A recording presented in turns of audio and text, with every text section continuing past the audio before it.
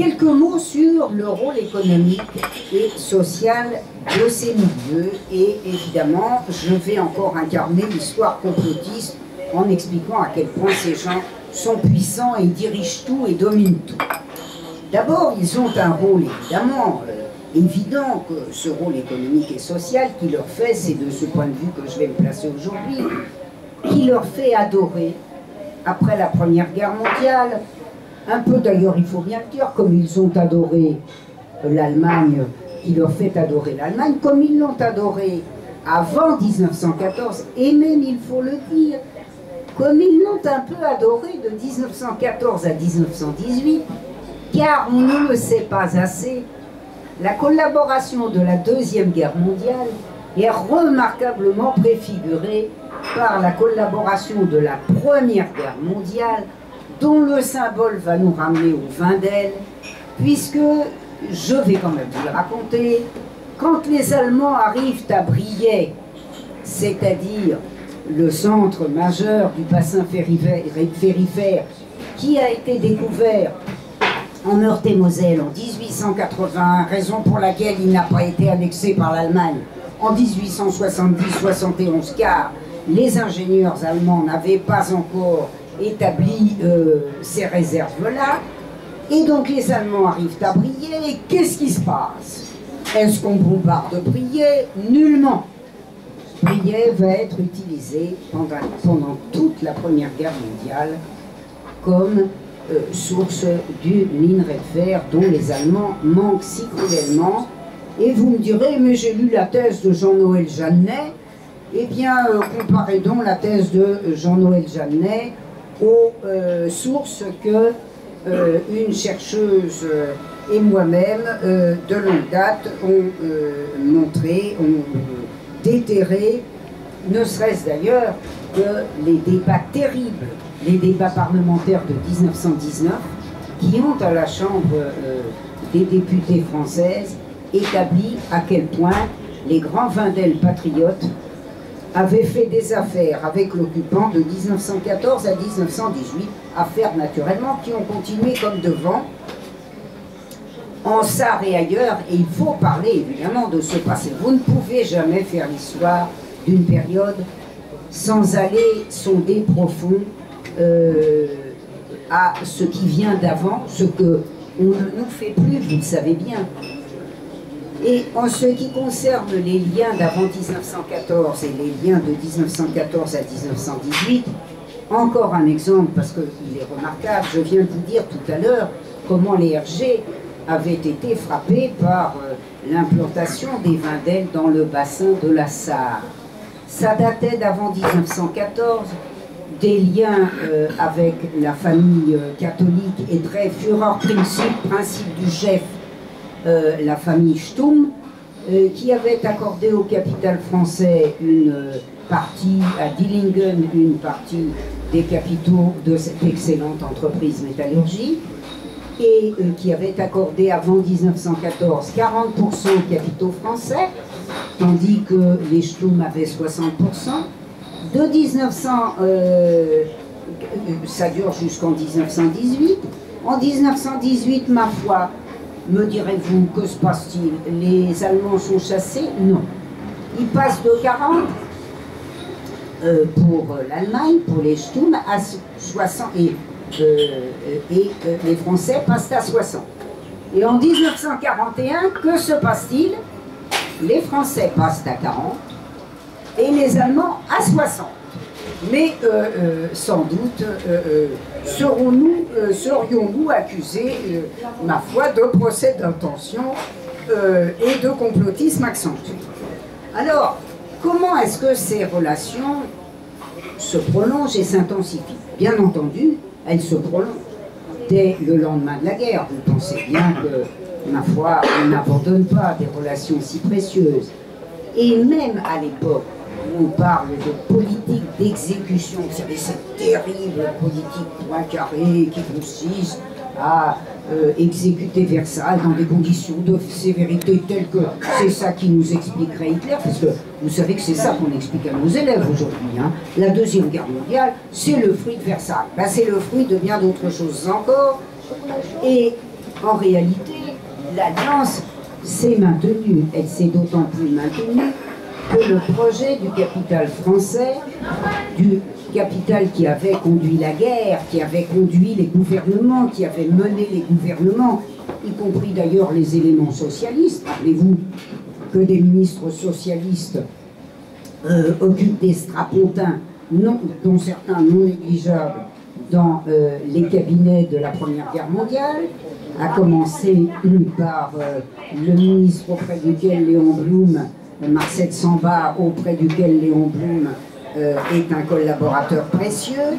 Et bien donc, ce grand capital a dirigé l'État avant la Première Guerre mondiale et pendant la Première Guerre mondiale, et continue après. Et la politique d'exécution, c'est ce qu'on vous raconte dans les livres, dont il existe d'ailleurs encore des livres d'histoire qui parlent de la période qui succède à la Première Guerre mondiale, c'est devenu rare. Mais surtout, ce qui est le plus important, c'est de saisir à quel point Versailles n'a jamais été appliqué, parce que la supériorité du capital allemand, renforcée et soutenue par le capital américain pour des raisons qui étaient vitales pour le capitalisme américain, c'est-à-dire les meilleures conditions d'installation possibles en Europe, ceci a fait que la politique d'exécution n'a jamais été une politique d'exécution et que les relations se sont maintenues dès les années 20 au plus profond de ce qu'on appelle la politique d'exécution. Ça viendra peut-être dans la discussion, mais je vais me consacrer davantage, bien entendu, à l'entre-deux-guerres, à ce qui nous amène directement à la défaite de la France et à la période de la guerre, c'est-à-dire comment ces relations se renforcent. De ces liens, d'ailleurs, je tiens à donner un exemple majeur qui montre la puissance du grand capital chimique, qui est presque, je dirais, le fruit des bontés de l'État.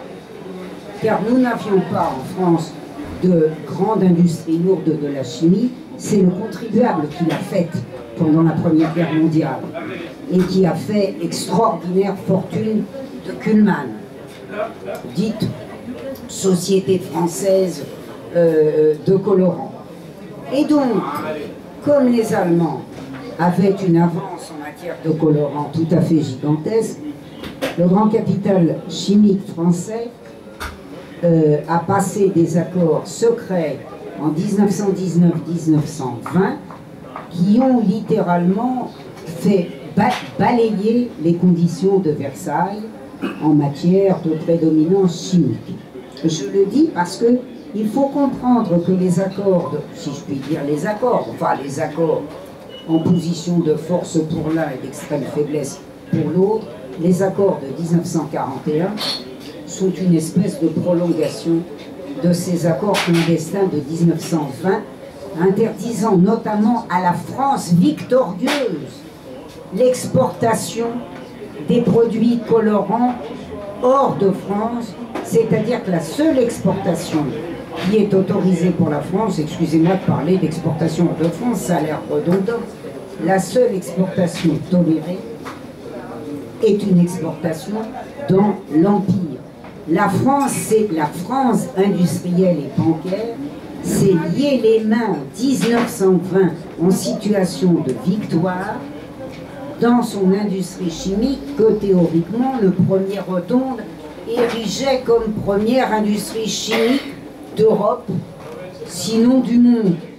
Il faut se rappeler que l'industrie chimique lourde allemande était la première du monde avant la Première Guerre mondiale, et ayez-le en tête que en 1913, l'Allemagne représentait la future IG Farben, communauté d'intérêt des colorants, représentait à elle seule 80% de l'exportation mondiale, du commerce mondial des colorants. On a avec ces pourcentages une idée de ce qu'est la puissance du capital allemand. De cette puissance du capital allemand qui demeurait, puisque on considère avec tous les éléments, je dirais, de justification archivistique, et de statistiques économiques, on considère que l'Allemagne a récupéré l'ensemble de ses attributs, y compris de maîtrise de son circuit de métallurgie, c'est-à-dire de maîtrise de minerais extérieurs, puisque elle n'a pas beaucoup de minerais, mais vous le savez, une énorme métallurgie, et qu'elle a récupéré tout son circuit d'exportation au début des années 1920. Vous considérez tout de même que le capital français a été extrêmement compréhensif d'emblée. Il faut y ajouter que le rôle de l'Allemagne ne fait que s'accroître en cette période, année 1920, où la France cède aux délices des amours atlantiques. Car pour ceux qui semblent découvrir l'Amérique en 1945, et il en est un certain nombre d'ailleurs parmi mes collègues, il faut savoir tout de même que les États-Unis ont pesé énormément sur la France d'après la Première Guerre mondiale, et en particulier pesé de manière déterminante sur l'ensemble des relations financières, des accords financiers qui ont succédé à la Première Guerre mondiale, ne serait-ce évidemment que les fameux accords, le fameux plan TOS de 1924 ou le fameux plan Young de 1930, l'un et l'autre étant des noms significatifs du capital financier américain, puisqu'il s'agissait de banquiers. Ça n'avait pas empêché d'être général d'ailleurs, puisque Dawes avait été général, mais vous savez que ce sont des fonctions compatibles dans le fonctionnement du capital américain. Alors pourquoi est-ce que l'Allemagne, en cette période si atlantique, pourquoi est-ce que l'Allemagne est encore plus importante qu'avant, et surtout à la faveur de la crise, entre, je dirais, les années 20 et la crise? Dans la période de la crise, l'Allemagne est un partenaire commercial vital. C'est un partenaire commercial vital, d'autant plus que son réarmement, qui doit certes à Hitler, mais qui n'a pas attendu Hitler, un réarmement clandestin qui a commencé en 1919, pour ne pas dire à la fin de 1918, et dont les Français admirablement informés ont connu tous les linéaments de 1919 à 1933 et bien sûr au-delà. Donc l'Allemagne réarme. Alors vous savez, dans les manuels, quand il y avait encore des manuels dignes de ce nom, on nous expliquait que l'Allemagne avait surtout réarmé à cause de l'URSS. Bah voyons. Comme vous le savez, Staline a mangé le petit chaperon rouge. Et l'URSS est responsable de tout, et même quand elle n'est pas URSS, elle est responsable de tout.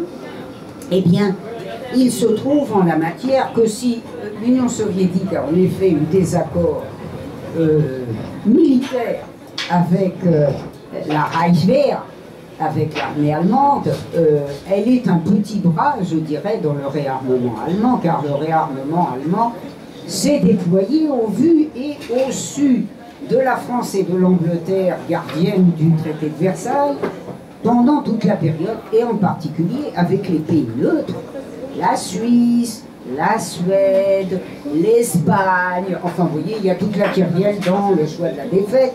On n'a que le choix des choses, et il faut bien dire que l'essentiel des armements allemands ont été faits grâce à cette aide.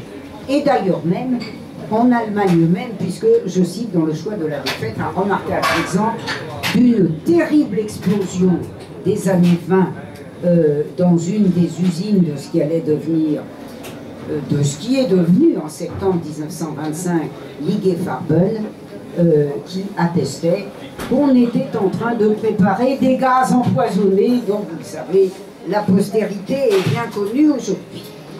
C'est-à-dire que je fais bien sûr allusion notamment au fameux cyclone B qui avait été inventé pendant la Première Guerre mondiale et dont une filiale de l'IG Farben, ou plus exactement d'une filiale de fait de l'IG Farben, Degussa, avait eu le monopole exclusif qui s'appelle petite société qui s'appelle la De Gueche, qui en 1920 avait été fondée rien que pour ce fait.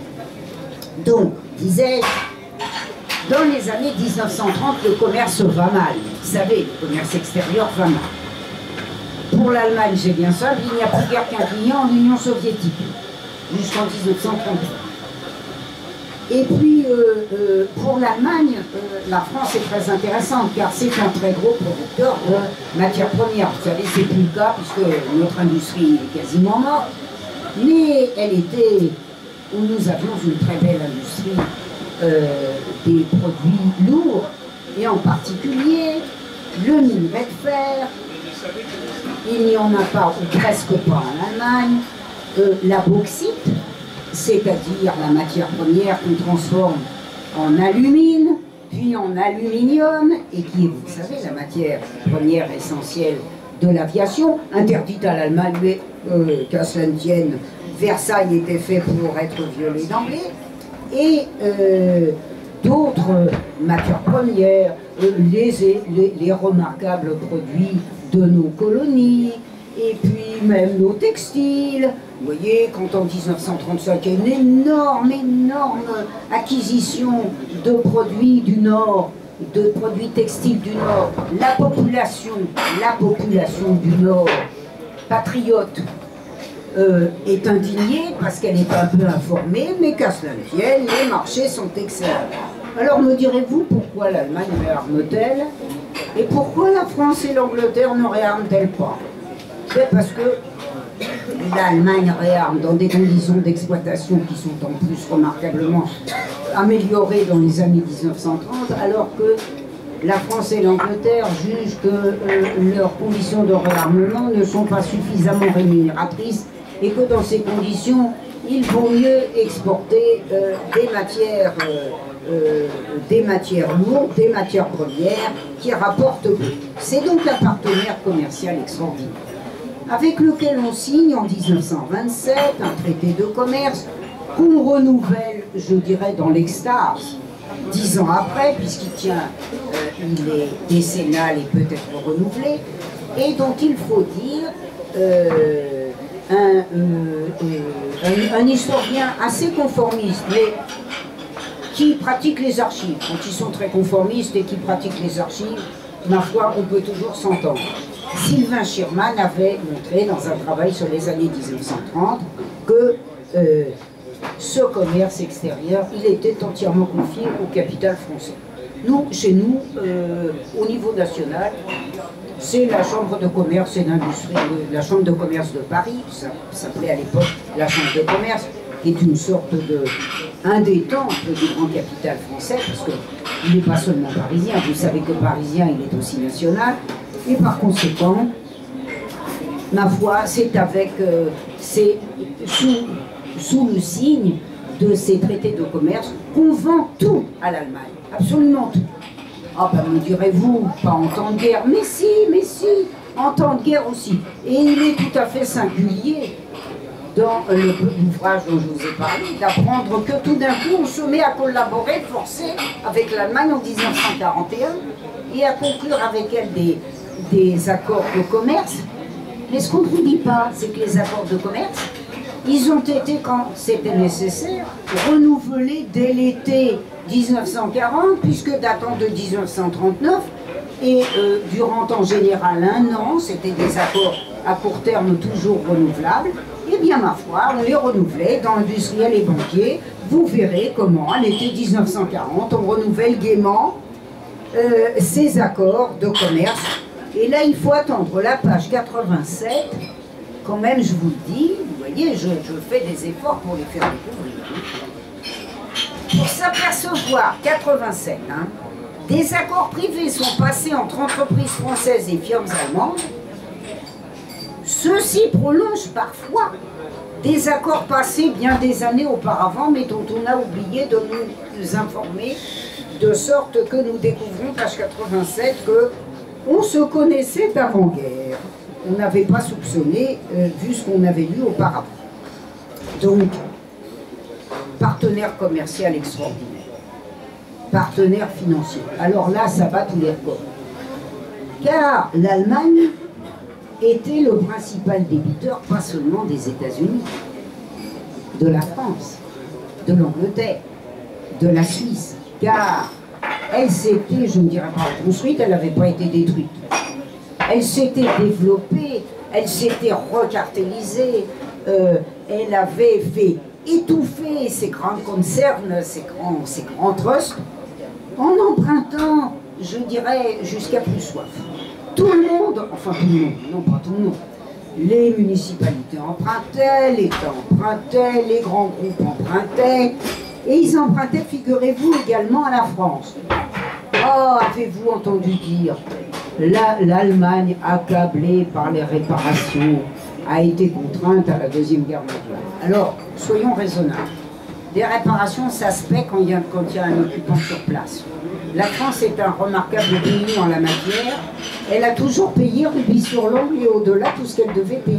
Vous savez que, occupée de 1871 à 1872 pour un certain nombre de départements, elle a payé les 5 milliards de francs or fixés par le traité de Francfort dans les meilleurs délais et même en avance. C'est pour ça d'ailleurs que ce délicieux tiers a tant de rues à son nom, vous le savez, je dirais, qui insulte le peuple français, mais avec une continuité pour l'instant non menacée.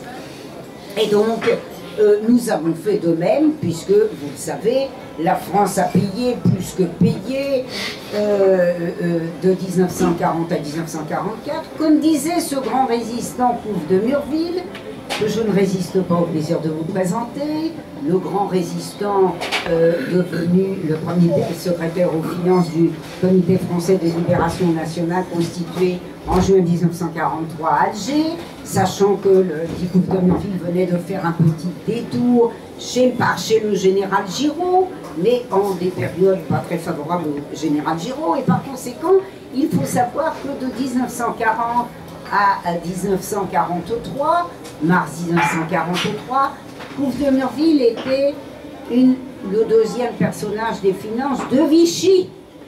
Il était responsable des finances extérieures et par conséquent, il n'est pas un acte important qui ait été conclu entre les Français et les Allemands en matière de capitaux et en matière en particulier de sociétés mixtes, de mariage de capitaux, et en matière d'accords divers qui n'aient été signés de ce jeune et brillant inspecteur des finances, Maurice Couve de Murville. Et bien, comme disait Couve de Murville à un représentant allemand en 1941 et 1942, avec ce que vous nous prélevez, vous pourriez entretenir sur notre territoire 10 millions d'hommes. On en avait beaucoup moins que ça, car la France ne demandait pas beaucoup d'effectifs d'occupation, étant donné ce que ses dirigeants avaient préparé au long des décennies, mais, comme vous le savez, c'était très utile, parce que les 10 millions, ou les presque 10 millions, étaient nécessaires à l'Est. Mais c'est la France tout de même qui a largement financé les choses. Et bien donc, je disais que cette Allemagne